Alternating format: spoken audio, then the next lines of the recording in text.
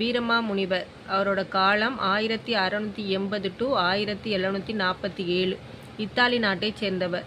இவரோட இயற்பெயர் வந்து கான்ஸ்டாண்டின் ஜோசப் பெஸ்கி. தமிழ்நாட்டுக்கு 30 வயசில் வருவார். எப்போனா 1710 வந்து வருவார். இவருக்கு தெரிந்த மொழிகள் என்னென்னா ஆங்கிலம், எபிரேயம், கிரேக்கம், தமிழ், தெலுங்கு, வடமொழி.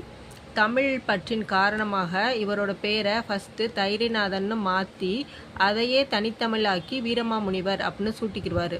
தமிழ் எழுத்து வரி வடிவத்தை திருத்தி எழுத்து சீர்திருத்தம் வந்து மேற்கொள்வார்.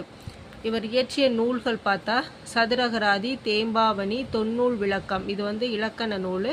பரமார்த்த குருகதை வந்து நகைச்சுவை நூல். கலம்பகம், அம்மா, ஞானோபதேசம், தேம்பாவணி, அதுக்கப்புறம் திருக்காவலூர் கலம்பகம், கித்தேரியக்கல், அம்மானை, இதெல்லாம் வந்து இவர் எழுதின நூல்கள். தமிழ் எழுத்து வரி வடிவத்தை திருத்தி எழுத்து சீர்திருத்தம் வந்து மேற்கொண்டிருப்பார்.